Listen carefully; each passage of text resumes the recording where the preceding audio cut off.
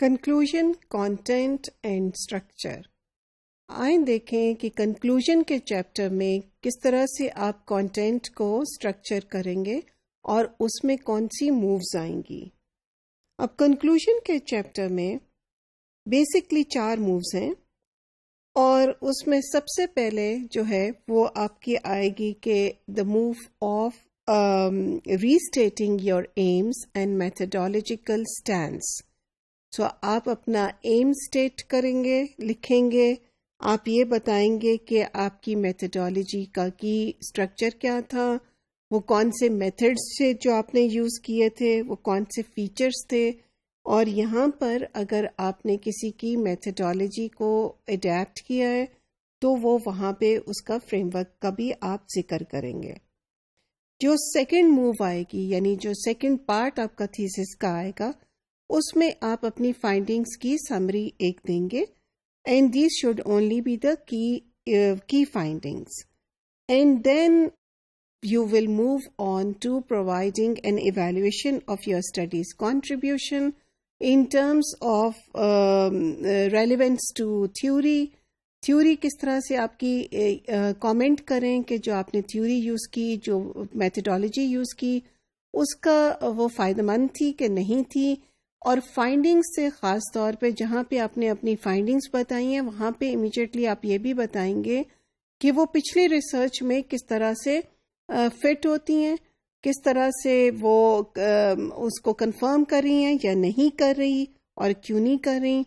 اسی حصے کا ایک پارٹ ہے جس میں آپ بات کر رہے ہیں کہ what is the application of your studies results, کہ پریکٹیکل پالیسی کے لیے یا پریکٹیکل کام کرنے کے لیے جو ہے اس کی کیا امپلیکیشنز ہیں، کہ آپ کو کیا بتاتی ہیں. پھر you move on to the justification, جو آپ نے یوز کیا اس کا وہ کیوں یوز کی تھیں چیزیں، کس طرح سے کی تھیں، اس کا کیا فائدہ ہوا، کیا نقصان ہوا. اور آپ اس کی جو نقصان کی ہم بات کر رہے ہیں تو ہم نقصان کی بات سے مراد ہماری لمیٹیشنز آتی ہیں. کوئی ایسا نقصان نہیں ہوتا بلکہ اس کو ہم کہتے ہیں کہ اس کی کیا لمیٹیشنز ہیں. لمیٹیشنز ہر اسٹڈی کی ہوتی ہیں، so that is not a problem at all as long as the person who is highlighting the limitations is you and not your examiner. So limitation اگر آپ خود سے بتا رہے ہیں تو that is perfectly all right. You gain a point for telling the limitations.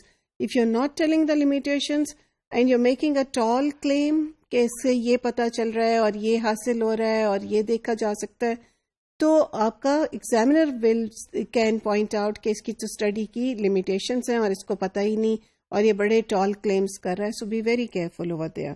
یہاں پہ پھر میں وہی بات ایک دفعہ اور آپ کو بتا دوں کہ انٹروڈکشن کا اور کنکلوژن کا chapter are the 2 mostly read chapters by the examiners, and these chapters are read before the whole thesis is read. تو سب سے پہلے وہ کیا کرتے ہیں، آپ کا انٹروڈکشن کا اور کنکلوژن کا چیپٹر لوگ ضرور پڑھتے ہیں.